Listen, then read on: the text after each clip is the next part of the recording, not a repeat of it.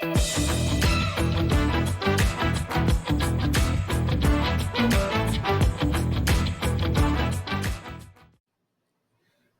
welcome everybody to the sixth episode of the MERC at Work podcast.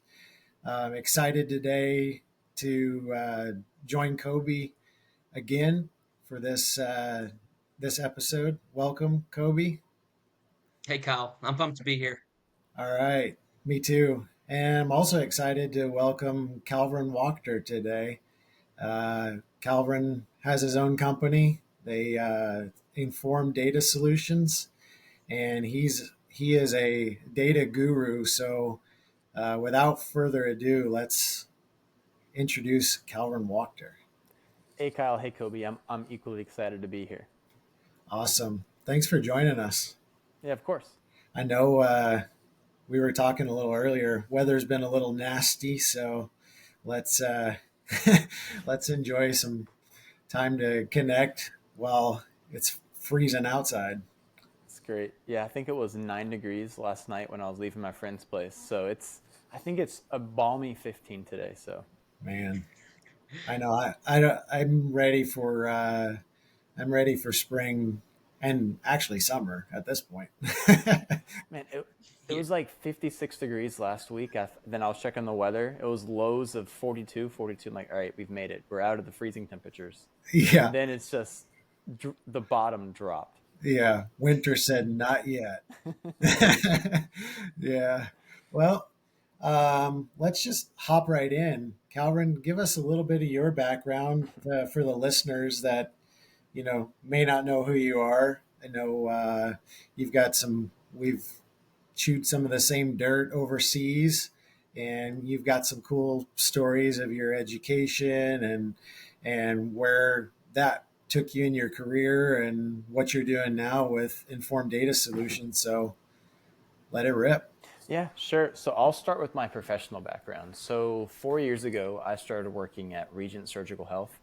One of the cool things is, so essentially my hire was contingent on Regent and Ascension working together. I had a few phone calls. They were saying how they think they had a spot for me, but they weren't sure and they couldn't really tell me why. And so I just kind of trusted my bosses, saying, all right, cool, let me know what happens. So I fly home from Italy, where I lived, in December. I had an interview the next day with my future boss. I thought it went really well. I thought it was great. And he was like, hey, you did great. We would love to have you, but we can't confirm if you're going to join on or not. So about 2-3 weeks later, I see a press release talking about Regent partnering with Ascension and other people in that group. Then I get a call from my future boss, Chris, saying, hey, you're in. And so that started a 2.5-year process of me working over at Regent. The cool thing about that was, since I was the first hire of post Regent, so we would call it Regent 2.0. Me and my boss, Chris, we were doing a whole lot of jobs and tasks that we probably shouldn't have been doing. I mean, we were working in operations and supply chain. I mean, even in HR and marketing. Every single department that you could think of, Chris and I were working in. Because at that part, it was a 2-man team. We were supposed to be adding a third person, but she was so great at her previous job in supply chain that they wouldn't let her go. So we were waiting, 3, 4, 5, 6, 7 months for her to join our corporate development team. And then we kept hearing, oh yeah, she'll join. So after about 8 months of it just being Chris and I, we were able to add 2 more people. So we had 4. So for the first 8 months of me being at Regent, it was literally just me and my boss. I would say, so probably a funny story that I think I can say now. So my very first day on the job, I got a call saying, hey, we're going to be meeting at this conference room. We need you to show up and take minutes. I was like, all right, cool, no problem. So, this is just me straight. I mean, I was honestly still in grad school. There is an agreement with my school that I could spend 6 months working while technically still being a student and have it count towards my classes. So I show up, I'm not dressed I didn't fully understand how healthcare, dress etiquette worked. So I was here just dressed extremely casual, like a golf tee, really, really cheap khaki pants. And I show up and these guys are in suits, like buttoned up Oxfords. That's when I was like, what am I doing? So then like first 5-10 seconds go in and this guy who looks really important walks in. And I just stop and ask them, hey, who are you? Completely, just uncouth, just, hey, who are you?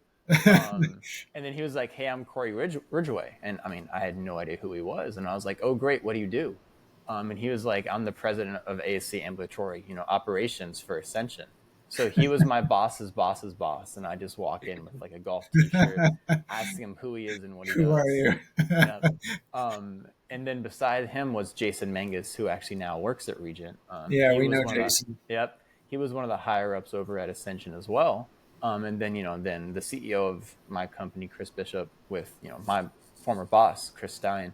And then it's just literally us five. So it just kind of paints a picture of how quickly we were trying to grow and the staff that we had at the time. Yeah. It was just us five in a room. And I mean, I was over here taking notes on like their 5-year plan of what they wanted to accomplish. At that point, it was my first exposure to the corporate world. I had no idea, I guess, how lucky I was to be in that meeting.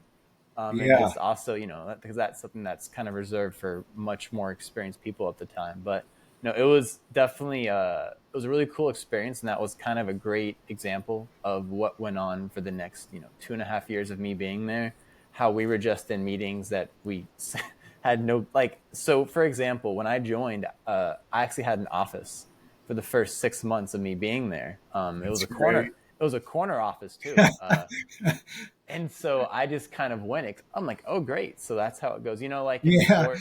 Yeah. I'm just going to step right out of college and look, I've made it.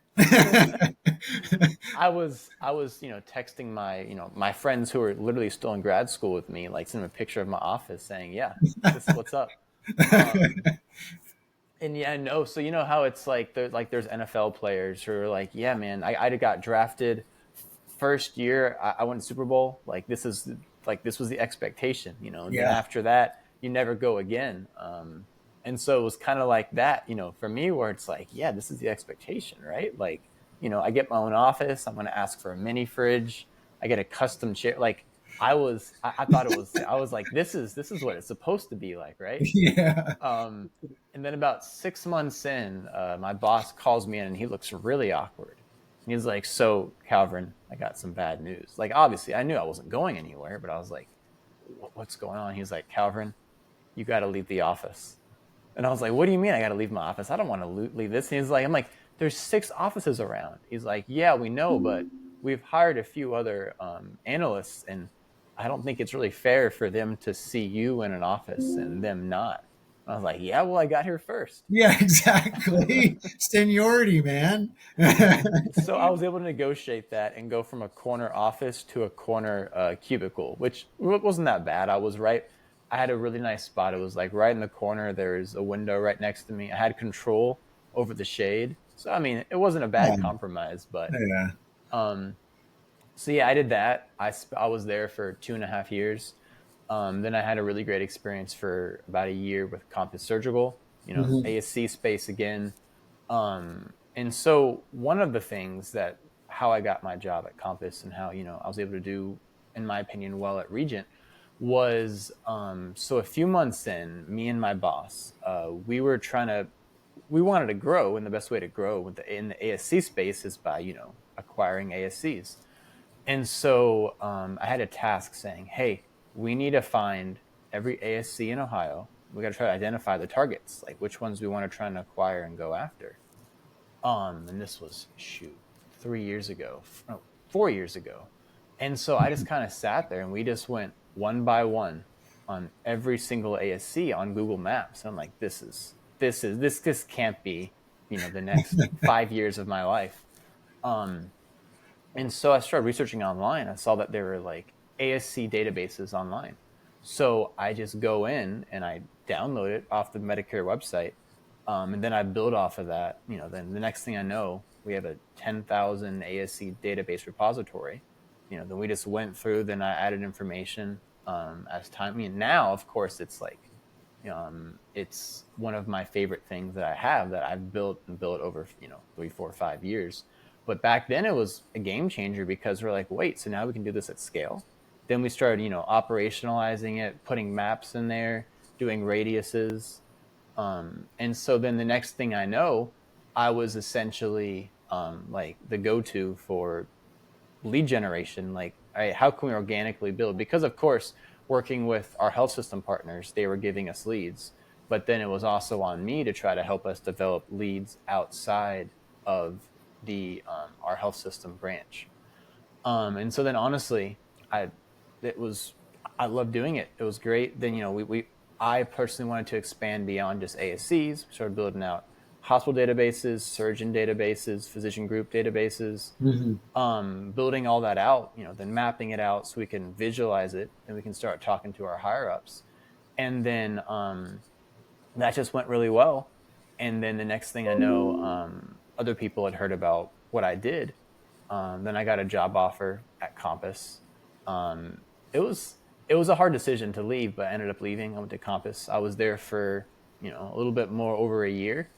And one of the things that I noticed that led me to do what I wanted to do now was that I was making targets, and then I was also helping us reach out to clients who wanted to work with us. And I was doing it, with the whole mindset of density and organic growth.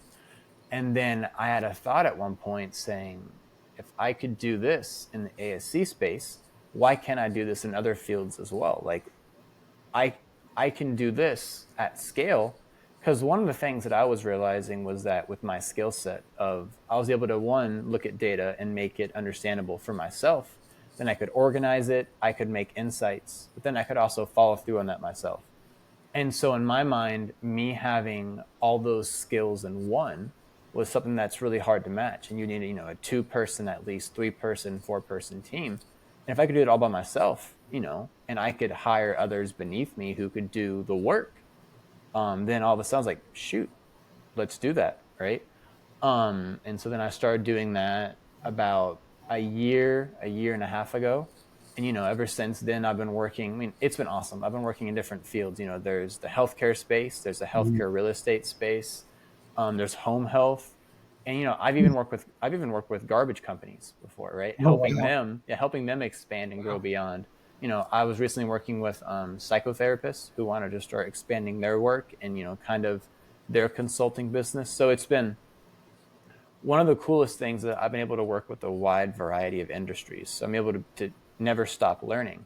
I was always learning in the ASC space, but one of the things that I was always, one of the things I wanted to do more was learn about other spaces and how they all interact, right? And so, now ASC space, I mean, garbage truck space, home health, real estate, it's all been a really cool experience. And just being able to, one, obviously get better at what I do, which is the data, the insights, and also the Mhm. development aspect of it, right? Because I've experienced, at Regent, every possible development. I mean, every possible branch.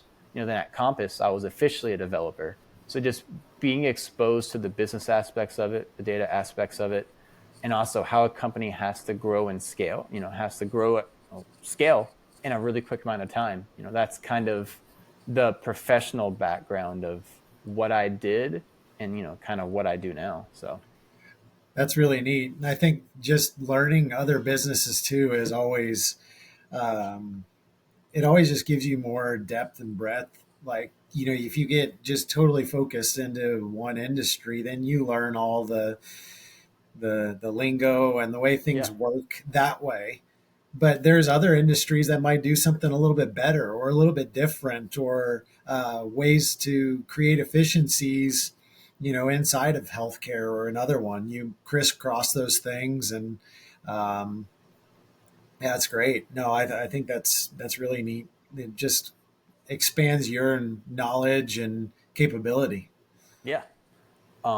Whenever I'm in meetings, I'll drop in ideas that I heard from from other fields, other branches, other departments, and then like, yeah, we never thought about it like that. So no, you're right. It's because I wouldn't want to call it group think, but I'd call it like industry think, Yeah. where industries think a certain way, and Hmm. when you're between different industries, you can kind of take what you like the best from all the different ones and try to put it into one.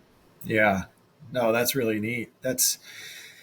That'll give you an edge, in some ways that other people, may not, because like you said, industry think you get channeled Yeah. and you're just running this down the same road as everyone else, but now you've branched out into different spaces. So that's really cool. Yeah. That's a neat story. Well, you mentioned a little bit about being in school in Italy. Tell us about that. That's pretty neat. Yeah, so there's a short story, a medium story, a long story, and a wow, that's way too long story. I'll do my best to keep it in between where I can kind of give some facts, but not go Yeah. on for an hour and a half. So when I was an undergrad, my uncle actually lived in Spain. Nick, really, so technically he's more of my third cousin, but calling it uncle is just a much easier way to do it. But he lived in Spain, and I was debating about trying to get a master's degree. I was looking at prices. I looked at FIU, which is in Florida. I'm like, oh, it could be an international program, $34,000 a year, and I'm like, why would I want to spend $30,000+ a year studying in the U.S. about international business when I could maybe just go overseas? So I called my uncle. He was saying, yeah, man, schools over here, $5,000, $6,000 a year. You should look into it. And so I was able to talk to my undergraduate school and negotiate to where I would spend 3 months in Spain over the summer and I would get class credit for it. And they signed off on it. So I flew over to Spain. I spent 3 months there because my uncle had he has a real estate business. So, he speaks English. So his main clientele are English speaking countries, Americans, Yeah. people, British. Yeah. And so I was there just 3 months seeing how he did his business and operated. I also had a lot of pizza. Spanish pizza is incredible. Yeah. Some Like, jamon. right? Tapas. Jamon. Yeah, no, you could slice it up. I would go on hikes and just literally have 3 bags full of sliced jamon. And I Yeah. would just have that with bread. And then I'd be fine for 6-7 hours just hiking in the middle of southern Spain. Nice. So yeah, then I kind of realized that Spain was incredible. So I started applying to Spanish schools. I got into one called the University of Granada in the southern tip of Spain. It's Yeah, kind of we like, we had a trip planned for Granada here in March, but decided to cancel. oh man, no, it's one of my favorite places in the world. That's awesome. Yeah, Need to it's need to always reschedule then. it's always 78 outside, and the food there is incredible. So Yeah. basically, I get into the school. It's kind of like what you could call it, like maybe the Vanderbilt of Spain, where it's one of Okay. it's kind of similar to the U.S., where a lot of the really good schools are in the north. But no, I got in. It's one of the great schools in the south. And so, in typical Spanish fashion, there's a clerical error. And so, I speak Spanish, and one of the great things is like, let's say you want to say like, oh, like I broke the TV. No, no, no, no. In Spanish, you would say it. The TV broke itself. And so Nice. it's a fun metaphor into what happened. Of it wasn't their fault that they made a mistake. It was the computer's fault. And so basically they said, so you got in, but our computer kicked you out. So do you want to reapply? And I was like, what? Like, the school has a 12% acceptance rate. What do you mean me reapply? It's August. And so I was like, I'm just going to go somewhere else. So I applied to a different school. And one of the issues over there is that in the north of Spain, if you apply to a school and you're accepted, it's like it's on you, like you're accepting it, right? Like if you get in, you're going. Hmm. And I mean, I was completely unaware of that culture, and so I called the school saying, "Hey, I'm not gonna attend," and they were not happy. Yeah. They were like, "How dare you? Like, you accepted this? Why would you not want to go to our great school?" And then I tried explaining to them that in the U.S. it's common to apply to different schools and have backup options, and Yeah. they were my backup option, right? Ooh. Um, and I mean, I didn't want to tell them that, but they were not thrilled. And so then I call them up and I'm like, hey, so that first school fell through. Are you still interested in me coming over? They're like, yeah, yeah, yeah. They're like, so maybe how about you come for a few weeks? We'll see if you like it, or we'll see if it's a good fit. Because I mean, at that point, so do you all know what econometrics is? Kobe, A little bit. Kobe's an economics guy, so Yeah. Great. Neither I did didn't study I. Yes. econometrics. Yeah, I mean, neither did I. And do you want to know what my degree was supposed to be in? What's that? Econometrics. there you go. So, I mean, I was desperate because I mean, I was 22. I didn't want to stay in the U.S. I wanted to do something fun. So, I didn't enroll, but I said, hey, how about this? I'll show up. We'll try it out for 2-3 weeks. We'll see how it goes. So, I got my student visa, like changed, everything was good to go. I mean, I showed up for the first 2 or 3 weeks, and I'm like, this is not what I want to do, because it was a 1 year program, and it was econometrics, and so it was too much. So what I ended up doing instead was started teaching English there for 6 months. I was there from August, September to February, and then that whole time I was applying to schools for the next year. I broke down the top 500 schools in the world one by one, and I went through every single one of them, and I saw if they had English You've been teaching doing programs. this stuff for a long time. Oh, You were doing this when you were finding colleges. man, but like the weird thing is that for me it's fun. I could just Yeah. sit there and just go through it for 6 hours, just grading each opportunity. So then after that, I came down to my top 5 schools. One was in Belgium, University of Liège. One was in Germany, University of Hamburg, University of Barcelona. Then there was one school in Italy called the University of Pavia. I was unsure if I wanted to go there, but one of the things that was helpful was in Spain, they were not very responsive. It's kind of just their culture of, hey, if you want it, cool, we don't really care. But in Italy, after I applied, I got a phone call the very next day from the school saying like, hey, we'd love for you to come. I had an interview to apply, maybe it's because I was an American or I was a good speaker, but I was immediately accepted. They're like, we want you to come. Like, please let us know what we can do to make this happen. And I was really drawn to how responsive they were and how much, like they said, like, we want you here badly. So, I mean, my final 2 choices were between the University of Hamburg in northern Germany and Italy. And then I looked up the weather forecast for that day. It Good call. was, It's yeah, the so, decision maker. right? It was March, and it was 62 degrees in Italy, and it was 12 degrees in Hamburg. So Deal signed. I call up my dad because we were talking about it. I'm like, hey dad, guess what? He's like, what? I'm going to Italy. And he was like, why? And I said, because it's 12 degrees in Hamburg right now. And he was like, oh, sounds good to me. Then we hung up. But yeah, no, it was great. And so, at that point, I wasn't sure if I wanted to do business or if I wanted to do healthcare. I mean, I had no idea. To me, healthcare was so far away. But the first day of school, so over there, they had, over here, we have like job fairs or career fairs. Over there was degree fairs to where I was enrolled in their business program, but there were different tracks I could go through. And one of them was healthcare administration. And the person in charge, Kiara, I mean, we're still friends today. She was talking about how healthcare administration track, she spent 4 years in England. And she had a lot of connections with the NHC, which is the National Healthcare over in the UK. She's like, I can get you an internship after the first year, easy. I was like, all right, Wow. I'm sold. Yeah. So I did that. I was in the healthcare track.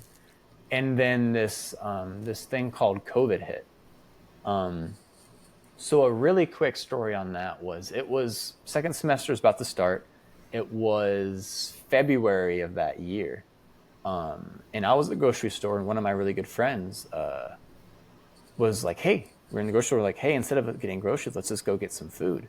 So we went to this Greek place. We were having our, whatever you want to call them, euros. Some call them gyros in the US, but euros. Yeah. And then we get an email saying there's no class tomorrow. I'm like, what are you talking about? There's no class. She's like, yeah, there's this, because it was the first day of second semester. We're like, they're we're canceling the first week. We're like, what? And then we didn't know why. And she's like, oh yeah, it's this thing called the coronavirus. I'm like, what is that? She's like, I don't know. Like, I'm reading online, and it showed like this fair in China saying it might have come from this place called Wuhan. I'm like, whatever. So the funny thing, I try to turn lemons into lemonade. There is a festival going on in Venice, the largest festival in Europe every year, Yep. where it was inspired by the Black Plague. Yep. And so there, people will wear, the The doctors, mask. Yeah. the raven masks. Yep. And so I call my dad and I'm like, hey, Dad, so we don't have class. There's this virus that canceled school. He's like, oh, sick. And he was over here in baseballs with my son. Not my son, his son, my brother. And I was like, hey, so no class. Should I go to this festival? He's like, yeah, sounds great to me. While he's hitting fly balls and hangs up. So then we hop on a train, go to Venice. And while I'm going there, I get a phone call from my dad. And he was like, hey, so I've been hearing this virus thing is pretty serious. I'm like, I don't know, maybe. And he was like, no matter what, don't tell your mom what I said yesterday. And so then we're there, and then I'm getting texts from all my buddies saying, Pavia is like the epicenter of the virus. Like, Yeah, I was gonna say that whole area where you were was like one of the early hotspots. it was ground zero for Europe. Yep. Yep. So then, at this point, we're saying, I'm getting texts. Actually, my Instagram stories back then, it was essentially like I did them so I could archive and go back and laugh at them later with my friends. It's like first case, like first death, 10 deaths, 20 deaths. Like as it was going, we were in Venice. So the first day we're at the festival. One of my friends was making a joke and said, this is a doomsday party. Yeah. And then the next thing we know, we get a text, and every other day but the first day of the festival is canceled. And this is like world famous. Everyone from around the world, right? Yeah. So then the creepiest thing, the second day we're there in Venice, the entire place closes down. Like there's no one there in Venice, like the tourist capital of the world. Yeah. There's nothing. So, then at that point, me and my friends, we head back to Italy. And then I end up deciding to stay with my friend in Germany. And so because my friend's mom is a teacher, we have to have the very first COVID test in Germany in a parking lot. The story is we walk into this German doctor's office and the receptionist says, hey, what are you here for? And my friend in German says, we're here for a COVID test. And she immediately runs, goes into the doctor's office and hides behind the door, opens it and says, yeah, you can go do your test where it's sunny outside. It was 14 degrees outside, mind you. But it was a sunny parking lot. So she sent us out there and we just stood in the parking lot for 15, 20 minutes. And then this doctor in a rain poncho and ski mask walks out with they had no clue what they were doing. Yeah. So they walk in, they give us, the nozzles. At this point, for any of our video watchers opposed to the podcast, about this long of a tube. And they stick it all the way up both of my good friends' noses. And they're like crying when they're done. So I give the doctor a look like, look, they've already had the test. If they're negative, I'm negative. They're positive, I'm positive. They're the guinea pigs. So I'm good. I'm good. So she's really nice. And she just barely goes, like what they did in the US, like half an inch up their nose. I'm like, all right, this is fine.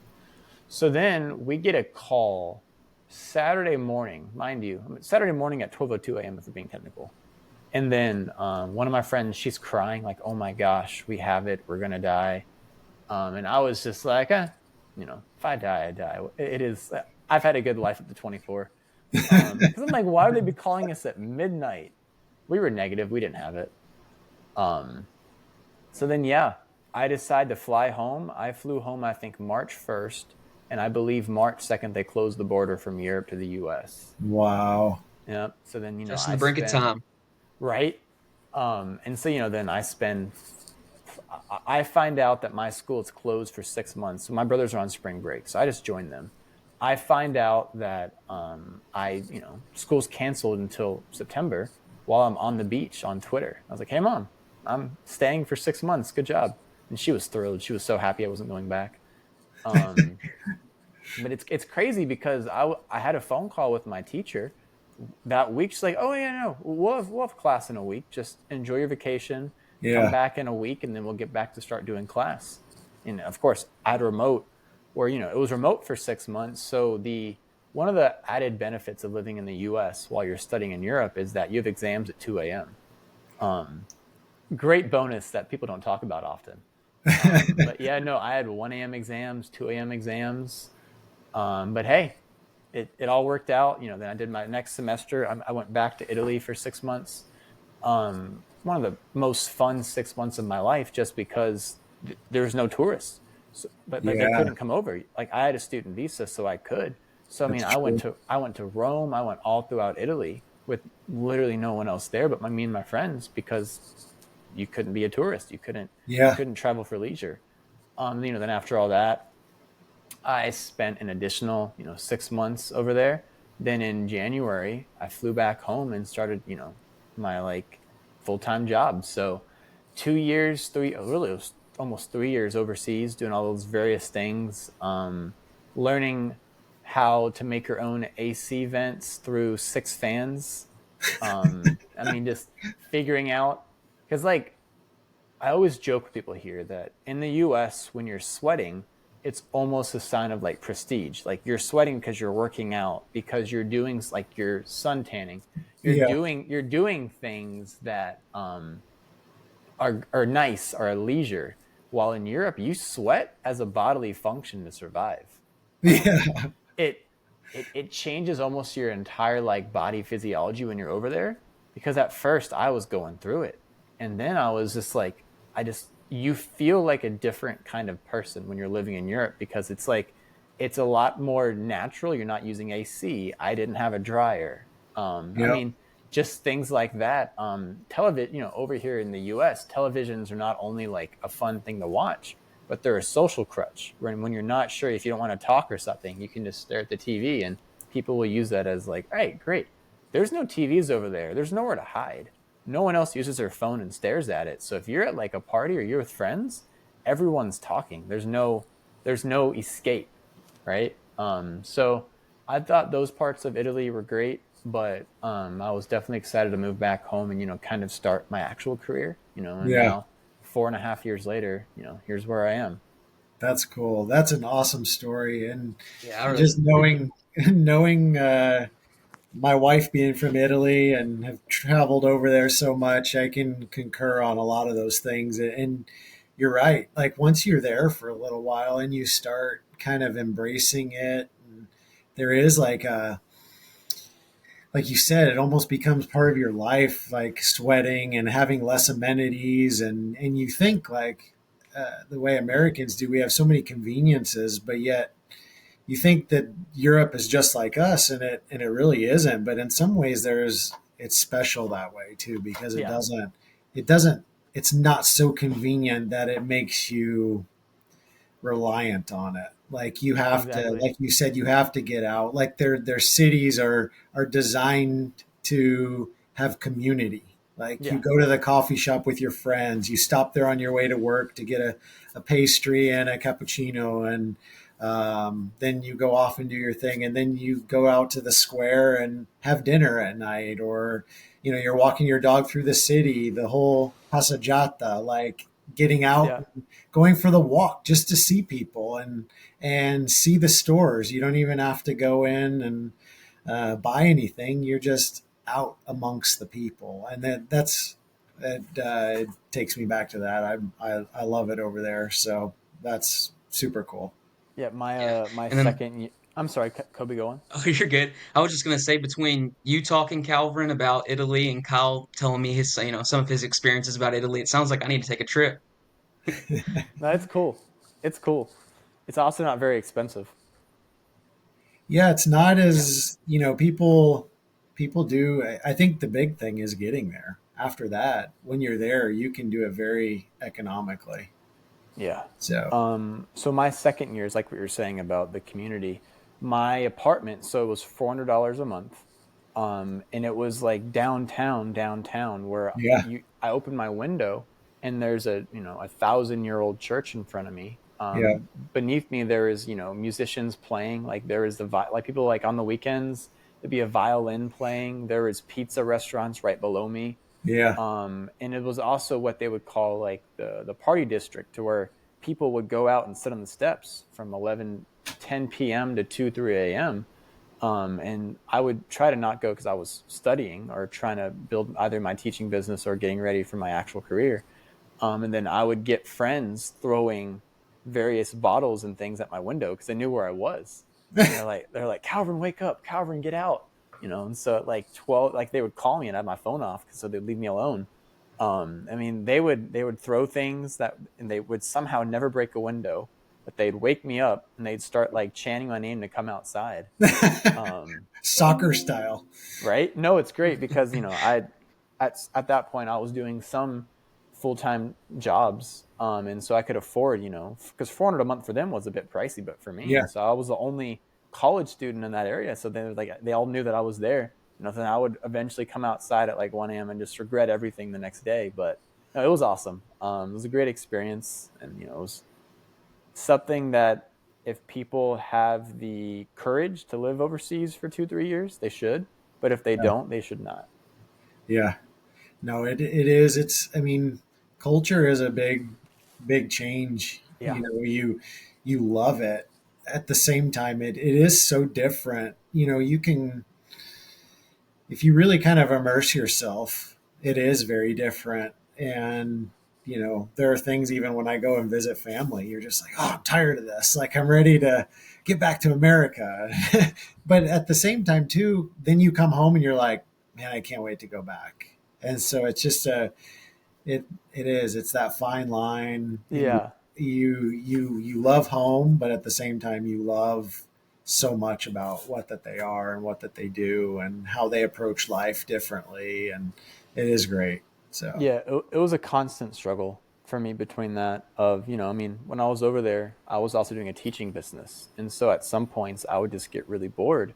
So, I made 40 hours of teaching videos for my ACT business. I wrote 2 textbooks just because I was bored and I didn't have a full-time job yet. So I was just doing that, went to fill in the gaps of time when I just didn't always feel like, doing nothing. yeah. Any work taking you over there now, or is most everything here? So I'm the North American ambassador for my school's program over there, and I'm a Okay. guest lecturer. So I'll give lectures to some of their healthcare students. Oh, nice. I've done online remote classes, but I've talked to my teacher now, about how, because, I'm doing what I do now, I can still work and be gone for 3 weeks or 2 weeks or a month at a time. So we're having discussions about me doing some classes over there, like in person. So I can, be there for 2-3 weeks, give a few lectures to the program while still working.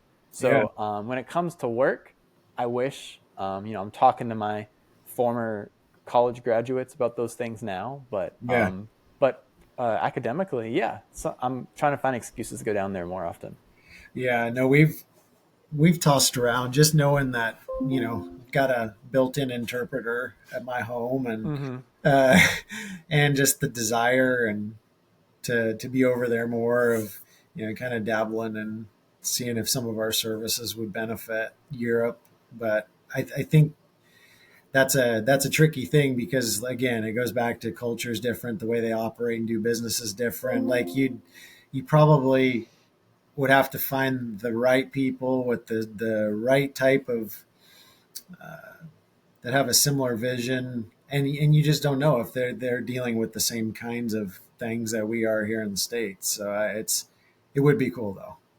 It's a lot of work. It's funny whenever you bring up things like that, I immediately have 3 stories that coincide with it of just like, oh yeah, that I had to do this. It's just a different world, especially in healthcare. Because with me, as I had to learn about those, the UK health system, the Italian health system, all the different ones in depth. So yeah, it's like the US, but it's also completely different than the US as well. Yeah, for sure. Well, now that we know a little bit of your background, tell us a little bit more about what you're doing now, like what some of your products, services, the things that you're, helping your clients accomplish. Yeah. So after we've talked about everything besides business, let's break it down, right? Yeah. Yeah. The fun stuff's out. So really, I do what I would call three different things, but I focus on one thing the most. And so the thing I focus on most is what I would call targeted lead generation. Hmm. What that means is, so like, let's say at various companies I worked before in the past with ASC companies, is I would take, so for example, you could look up any state, any county, any city and find demographics like what's the growth rate? What's the Hmm. population? What's the median income? What's the change of age over the last 3, 4, 5 years? But what you can't do is use it comparatively. You can't Google 12 different zip codes or states and Yeah. compare them because that just takes way too long. So I compiled essentially a, 20 plus thousand counties, 30,000, 40,000 zip codes, a few thousand MSAs. Like, I was able to build a conglomerate to have all the different demographics on one sheet. And then essentially, I also had all 260,000 surgeons on my database, all 10,000 ASCs. I could see the employment status of surgeons. I could see, which cases they do. I could see, all right, are they, an ophthalmologist? Are they a pain surgeon? Hmm. All those things. So then I combined all of those. And so when I was growing up, I played Madden, which is a game, where like, let's say, like, people know how good players are by their ratings of like, Yeah. 1 to 99. And so I was inspired to essentially create overalls for different counties and different states and different zip codes and everything based on whatever my bosses thought were the right criteria.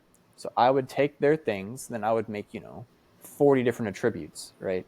No one cares about those but the data guys. But Yeah. then I would make 1, 2, 3, or 4 easy grades, like, let's say, doctor density or patient demand or market potential or just Yeah. market stability, right?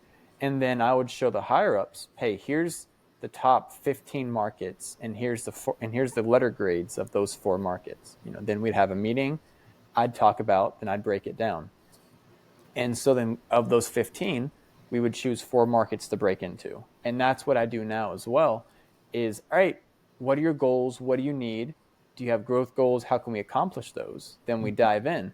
And then what we do is then I call them email engineers. They're data scientists where then they can dive in and we can identify targets. It could be businesses. It could be surgeons. It could be companies, physician groups, whatever you want, Hmm. and for garbage men, it could be actual people, or it could be, government branches, or it could be whatever you think you need to get your name in, right? One of the words that I loved that kind of changed how I view business is the word density. And when you say density, it's density in an area, but that also becomes density in knowledge, density in familiarity, density in relationships. And Yeah. so working with these companies, we choose a market and then we dive in. Then we either have a plan where the developers go in person, or what I would do is I would start sending out targeted emails based off certain goals, right? With one company I'm working at now, we have a 84% email open rate because what we're sending is precise to what they need, right? I've done studies, over my 3 years plus of doing lead generation. The more targeted you are and the more relevant it is to that person, they're going to want to open it and they're going to Yeah. want to read it and engage, right? And so it's like with me, I've gotten tons of emails over the last 3 years, but the ones that I've opened and engaged with are the ones that fit what I actually needed and wanted. Everybody reads the subject line, and then you might open it up and read it, and it's like, oh, it's just another, generic one. But if the message is tailored to you and it feels like it's talking to you directly, you're going to want to respond, even if to say, hey, no, thanks for your time, Yeah. right? And so really, that's kind of, when I started doing it at my previous companies that I was working, I'm like, wow, this this actually has a chance to work. And then, then I started branching out, now doing my own thing with different companies, and I'm like, this is great. It's one of the great things is that it's kind of like when I was, growing up, there's the entropy behind like calorie intake. Like the sun, you get certain percentages, right? Like if you eat meat, the from the sun to you eating is like 5% of the calories created you get to digest, right? Plants are like 50, 60%. I bring that up because one of the cool things about what I do now is that the work that I do, the output is almost 100%, or everything done is going to be efficient and you're getting the message out to get what you need done and accomplished. And that's one of the most motivating factors for me, is that, to where we find a market, we find targets, and then we build on it. And then the next thing we know, in a year, you have an organic market growth built in, to where you don't have to build out something new, you have it, right? And so it is the long-term goal in mind, but the short-term goals is, all right, cool. Guess what? You found enough surgeons for a surgery center. Or guess what? You have the first sale done. And then once you have that first sale, word of mouth spreads, people know people. Surgeons talk, right? It's all about the community. And once you find 1 or 2 or 3 guys that are in, all of a sudden, that's a market, right? Then you go to the next market, and then the next market, right? And I've done that for different fields, which is cool. So the second thing I do is, I'm also what I would consider a data intelligence hub. This morning before the call, I just wanted to figure out and be able to explain what I have. Like, for example, in my database, 6,000 hospitals, 1,000 health systems, 28,000 physician groups, 261,314 like board certified surgeons, right? But not only that, one of the things working for one of the companies now that I did was I took all those physician groups and I could break them down by specialty. I can break them down by top performers. We can see case count. So, all right, 50% of the surgeons here, are doing like X amount of cases. So, all right, cool. So this is a busier surgeon group. I can look up their employment status, right? Like, what percent of surgeons in this group are employed versus affiliated? If you want to break it down by region, by state, you can do that as well. And so, that's just, you can be as targeted or as untargeted as you want, because it's really just about what criteria do you want to build out? And just what I'm proud that I've been able to build out is, you could do 5 weeks of research in 3 hours, right? Just certain criteria, you pop it in and you set it. Health systems. One company I was working for, they wanted to be able to reach out to different PCPs in different states. And also they wanted to talk to different health systems, because one of the things that they do only works if you have a health system partner. So they're like, hey, what health systems, let's just say Louisiana. Which health systems are in Louisiana? So I do 3 clicks, boom, boom, boom. And then, hey, here's the 47 health systems that are in Louisiana. And then we choose one, and I can tell them exactly how many of their physicians are in each county, right? Wow. So based on that data, you can then hop in and then figure out, and then once that's, remember, it's targeted. You can then be targeted based on that message. So if it's targeted, you'll be able to have a much higher chance of getting a response and then building that organic density, right? And then the third thing I do is helping companies scale. When I joined Regent, I was the first person they brought in once the acquisition happened, right? Or their merger, whatever you want to call it. So I had a lot of experience. I was in meetings with very high-ranking people for the first year and a half. And so I was able to see what worked and what didn't work. And then the next company I was at, I could see what worked and I could see what didn't work. Really grateful for those opportunities. But now when I'm working with companies that want to scale, I can just be in a meeting. I can watch them do things, within a few hours, saying, oh, this is a good idea, but this one I've heard before and it has never worked, or this one works most of the time, right? When I was at my first company, I built a CRM for $27 a month that, the entire company was operating on, until they were able to actually invest in, HubSpot and spend tens of thousands of dollars a year, for $317.47. We had an operational CRM for a year because I just dove in and built it, right? Because when you have to get things done, you get creative. And so that's kind of what we use to get creative and to scale as fast as humanly possible. So when I was in high school, very first week, we had a conference where we were at this campsite for 3-4 days. And the thing is, you had to build canoes out of cardboard, right? It works. But the thing, though, is that our team used a whole lot of duct tape. So we would, whenever there's a hole, we just throw on duct tape as we're trying to canoe across the water.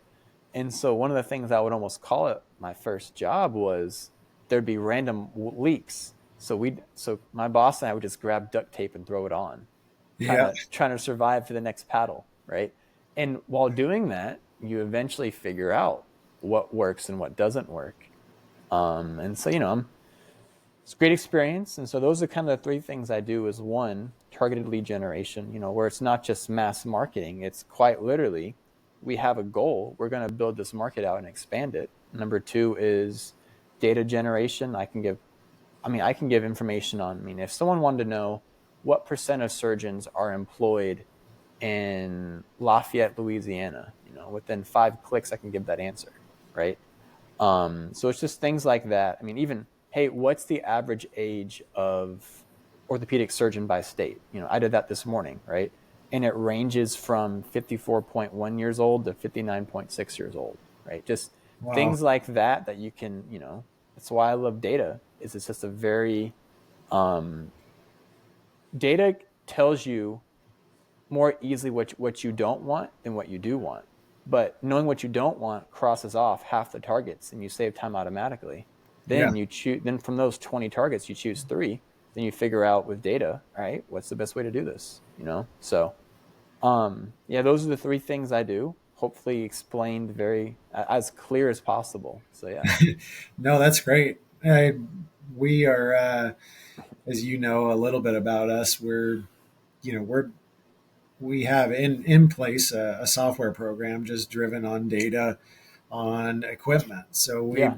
we understand where you're coming from that way, and it is you want the data has so much story to tell, and it's getting that story out, like you said, what it tells you what not to do, tells you what to do, and that's you put it in such a good way, because that's exactly what we're trying to accomplish with our software program when it comes to capital equipment. So Yeah, exactly. Yeah, even at my last 2 companies, when they were talking about um, the term, my mind just it escaped me immediately. But the ones where they're able to talk about the different prices of equipment, right? And then how they might have contracts or licensing, or be able to get cheaper prices because they're doing it at scale, yeah. right? I think it was GRP. I could be wrong, but I haven't heard it in a little bit. But yeah, no, you're right. It's all about data, and I think healthcare companies and insurance payers are slowly learning, how to use data when it comes to any space, including the surgical space, the ASC space for sure. Yeah. Yeah. There's, you know, uh, the founder, my dad, Wade, he's always, I'll give him his flowers. He's always been kind of a visionary when it comes to data and understanding where it's taking you. And what's kind of neat now is you're starting to see some of the things that he's been thinking about for, 20 plus years. It's now the executives and administrators and all the healthcare folks are starting to think that way. And so it's a good opportunity for folks like us and yourself to show these people where data can take them and help them, really justify, the ROI on investing with people that are helping them, make better decisions with the data. Yeah, Again, exactly. with those stories that we're telling them.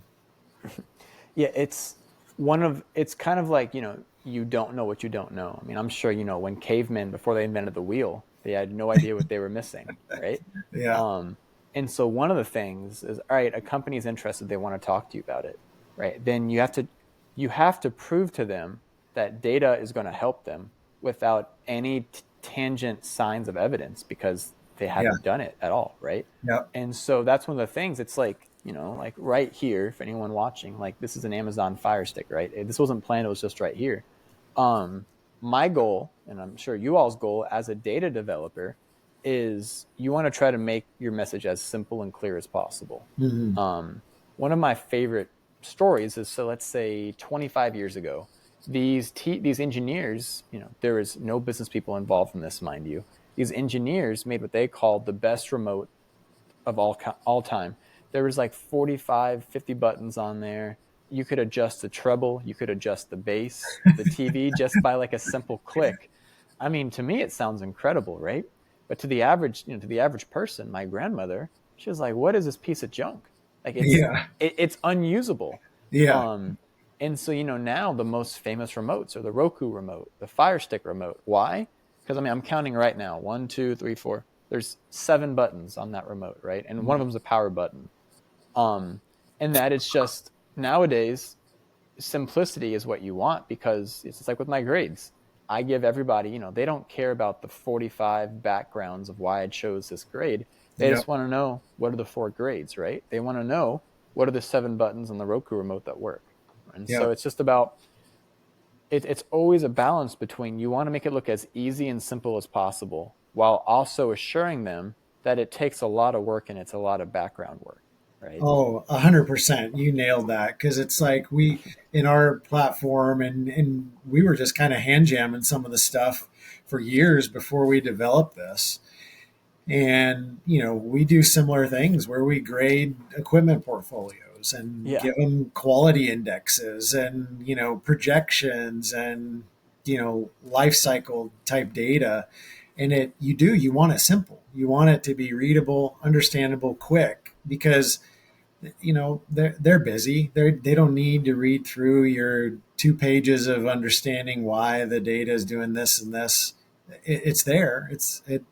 They can if Somebody they might want. read it. Yeah. They want to, yeah. But at the same time, they're like, "What's the grade? What's the quality? What Yeah. am I looking at here? Now I need to make the decision." And that you nailed that perfectly, because that is the challenge, is to take copious amounts of data, make it understandable quickly, and let them know that it has taken time and effort and everything to get it to here, so that they can move quicker and more effectively. Yeah, exactly. It's kind of like the tip of the iceberg. Everyone sees the tip. They Yeah, don't see the other 94% of it underneath that's yeah, been there Yep. exactly. for that's been there for a long time. Yeah, no, that's great. Where does informed data solutions go from here? Yeah, so I've been doing this for a year and a half.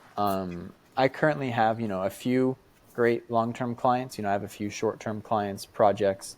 I mean, for me, for my team, the next step personally is we've been adding additional data scientists. I'll probably be adding an intern this Mhm. summer. I mean, I graduated from 4 different universities, so I have some connections. Yeah, So I've been in contact with a few of them, a few of the departments, trying to see if there's any fits for anyone who I could work with this summer. But I mean, no, it's really cool having a vision in mind, and then at first there's always a rough period. Then then you can kind of see the calm seas over. Then you keep going, and it gets at some point it's smooth sailing. And so honestly, just trying to add more long-term dedicated partners, some Mhm. short-term projects and partners, and then just some on and off jobs that work out. And so it's kind of what I'm doing, adding some Yeah, people, adding an intern, which is exciting. I've always wanted to try to be able to give back to others and help what I've learned kind of go into them as well. So no, it's exciting. It's been a lot of fun. yeah. That brings up something else. What kind of advice would you tell, even though you haven't been doing it very long, what kind of advice would you tell yourself? Let's say you were 16 and know what you know now about being an entrepreneur and starting a company. What kind of advice would you give somebody, your younger self? First thing I would say is invest in Bitcoin. Um, Great advice. I mean, that'd be the only business I need. Yeah, Yeah, you I get could set. be, man, I could just be like on a beach in Fiji doing fun data projects on the side for free, there you go. With a Lambo. right? With the Lambo on the beach. No, but I mean, but the actual answer is kind of what I was saying about, the smooth sailing is that, Yeah. like my dad made his own practice as a chiropractor 20, 30 years ago, and we talk about it. And the first 2 years were really hard. Then you had to just, people are going to say, oh, you should do this, you should do this. Mhm. But, as long as you believe in your vision, and then you choose, this is the next thing, you choose one thing to focus on. At first I was trying to advertise all 3 services I had at once. And then when I was like, you know what, I'm going to focus on one, which is the targeted lead generation, my message started to resonate, and then I started getting clients, right? And so it's just understand it's a process. Yeah. And then, kind of choose a message and go across. One of my favorite podcasts I listen to, besides you all's, obviously, is it's called the Acquired Podcast. And one of the messages that one of the people had was, I'm trying to remember the exact quote, but essentially it was, a no doesn't mean no until it means yes. To where it's just like, people don't know what they want until they eventually like, hey, you know what? I'll give it a shot. Yeah. And then once they give it a shot, you do the best that you can to make it happen. Yeah. And then at that point, then right? So yeah, it's just perseverance, having a plan and sticking to it, and just doing the best that you can based on what you have. Yeah. That kind of goes back to one of our earlier podcasts with my friend Joe, and he said that he had heard that you're 20 no's away from $1 billion idea. So Yep. keep plugging along. No, that's I appreciate that. That's good. And we've been doing this 18 years almost now in June, and I can say the exact same things. Like, you're changing, you're evolving. There's struggles. You have to change the message a little bit. You try and figure out what resonates with people, and it doesn't stop. It just, it just, time keeps moving on, and you work your way through it. Yep. Well, that's cool. We like to wrap it up with a little bit of personal stuff, just to have a little bit of fun. We've already dove into some of that, but tell us what you like to do outside of all this and potentially becoming a billionaire with Bitcoin and Fiji. So funnily enough, before, I was doing this as my actual job. One of my, I'll admit, very nerdy hobbies was I've been in charge of my friend's fantasy football league for 12, 13 years. I used to make spreadsheets, like projecting, like, all right, like who's the best teams, what's their expected value. That's great. I would just plug in numbers and have spreads for the week. I would have odds of winning, championship odds. And then at one point, I was actually able to figure out and do Madden grades for everyone, like how good they are at drafting, how good they are at signing players, how good they are at, doing their lineup every week, like things like that. Then every year we all of us go to Florida for the draft. Then we spend 3 hours breaking down slideshows and videos of skits we've made. Then of course my data analytics. I was just doing stuff like that. Then I would do it for video games for my friends. Like, hey, let's break this down.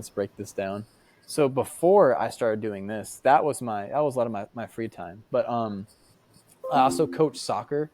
I've been doing that. I've been doing that for 9 years now.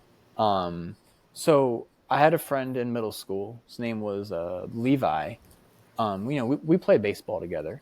And then I was 20 years old. I was just at the YMCA, and he was like, hey, so I'm in charge of youth sports here, and we really need a soccer coach. I'm like, soccer coach? I'm a football guy. I'm an American. I don't do that whole soccer. I don't do that whole soccer thing.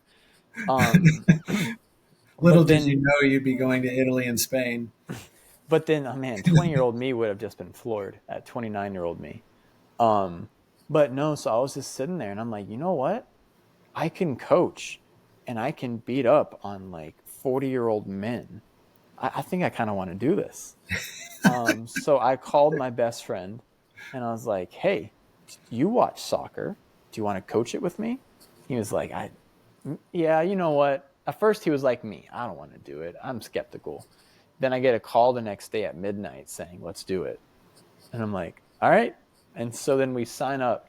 Have you ever watched the movie Kicking and Screaming before? Yep. I haven't. You have? Yes. Okay. So in the movie, Will Ferrell is the son of a very famous, Kobe, what's the name of the actor of his dad? Is it It's not Vital. It's, I don't know. okay. Well, anyways, so it's a very famous older actor, right? And so Will Ferrell, his dad is just his dad's just dominated his entire life. He's a soccer coach, championship winning. Will Ferrell is like, you know what? I'm gonna get back at my dad. I'm gonna coach. And so then he starts to coach, and the very first game he loses 10-0, right? And then on the final shot of the game, this kid shoots it. So for you football enthusiasts, it's center field or like midfield. This guy kicks it, or in soccer, center pitch, goes 30, 40 yards. These 10-year-old kids kicks a boot over the goalie's head. They just watch it go in, and they lose 10-0. And then, of course, Will Ferrell's dad starts laughing at him, saying, hey, good job, sport. See you in a few weeks, right? And so then he was like, man, our team is just terrible. What do we do? We don't know what to do. And then he's at a meat market, and he sees these two Italians with a pile of meat, just kicking it up and down, like. And then they did like this exquisite shot into the oven. So then Will Ferrell walks over to these kids' dad and is like, "Hey, do they want to play soccer? Like, they haven't played soccer before. We don't want to do that." And the kids are like, "Yes, Dad, please let us play." So he let them join. And these two kids that season score like 60 goals in their team, and they're incredible. And then they make it to the championship game versus their dad, right? In the first game of the year, the dad gave a very like condescending, like, good luck, sport, see you next season. And so then, of course, these Italians help Will Ferrell beat his dad in the final game of the year. And then once he beats his dad, he says the same thing of like, hey, good luck, sport, see you next season. So he was so proud of himself. So me coaching, I'm going to let y'all guess what the score of our first game was. Let's go 10-0. And then on the 10th goal, what do you think happened for them? It was the movie script. This kid, this 9-year-old kid, I'll never forget it, just kicks it from center pitch there's 5 seconds left, just boots it. It goes over my kid's head. And I'm just like, this is the movie. This is what is going on here. And then, so, we lost 10-0. Game 2, this little 8-year-old kid says, hey, are we playing you this week? And I was like, yeah, buddy, we're playing you. And then he goes, yes, y'all stink. And then he runs off. And I'm like, oh my goodness. So then this one kid on our team, 5'1", 9 years old, never played soccer before in his life, was like, hey, coach, come here. And I was like, what do you want? He's like, no, come here. So he has me bend over so I could have him talk into my ear. And he says, I want to play offense. And I was like, why? He's like, I'm going to score 6 goals. I respect ambition. So I was like, all right, bro, you got it. Go be on offense. And this kid scores 6 goals. And on his 6th goal, does an airplane across the entire field. So then we're 1-1, right? But then the next game, we lose a close game. And I'm over here like, man, I got to find my Italians. And I was joking to my friend, because he also watched the movie. I'm like, all right, let's go find our Italians. Very next practice, I kid you not, this kid to the side, not wearing shoes, he's just launching rockets, playing soccer, by himself, shooting shots 30, 40 yards at 9 years old with no shoes on. So then I walk over and I'm like, hey, buddy, how old are you? He was like 9. That's awesome. Because, it's 10 and under. So I'm like, what are you doing Saturday at 10 a.m.? He's like, I don't know. I'm like, you're playing soccer. So I walk him to his parents' car and was like, hey, little Brian here has a game on Saturday at 10. I'll pay for him to join. So then he comes, joins us for practice. And this kid has 6 goals in our practice. He's just incredible. So then, for the rest of the season, it's the kid I added plus the kid who wanted to play offense. So it's them two, and then they're incredible. So then, but the team that beat us week 1, after the game, he was like, can't win them all, can we? Another condescending comment. So then, then our team, we win 7 straight. We're in the championship versus the same coach in week 1. And then we beat them 3-1 in the championship. So then I walk over to the coach and I say, oh, you can't win them all. Same exact quote he gave to me, and so then that was a really cool first season of coaching, where it's hilarious because it literally was script for script, the script of the movie, but in real life. So yeah, no, I love it. I did it for 2.5 years. Then I went to grad school, so I had to stop. And then I thought I was done coaching. But then I got a call to coach a middle school team for a season, and then after that, I was walking by, I saw a sign for local soccer coaches needed, so I started doing it again, and then the next thing I know, Great. now I've been coaching for a pretty long time, and it's been fun. It's Yeah. sometimes the kids win 16 straight games, and other times, we lose by 10. Yeah. It's been a cool up and down roller coaster of it, but it's a great hobby outside of doing what I do now. No, that's great. I coached basketball when fifth grade basketball when I was a senior in high school, Mm-hmm. and it was so much fun. The beginning of the year, parents were looking at two 17, 18-year-old guys trying to get National Honor Society credits, being like, "Why are we having you coach our kids?" At the end of the year, when we went undefeated and won the championship, they wanted us coaching their select leagues, Yep. and we ended up both of us had to go to college, so we couldn't do it. But now looking back, I'm like, I'm ready to start coaching again. It's fun. Me being the competitive person that I am. Yeah, One of the cool things was that I think the parents saw how intense I was about it, so then yeah, they got intense about it, and then Yep. once they buy in and the kids buy in, yeah. like we had voluntary practice 2 weeks ago, and all 12 kids showed up for our season that starts in a month, right? So it's just once you get buy-in, it's cool. And like I was saying earlier, at one point, my teams, we had won 16 straight games, and then we played this brand new team. They beat us 6-1, but I was so proud because the kids weren't mad. They were just or sad. They were discussing, all right, why'd they beat us so bad? How can we do better the next time we play them?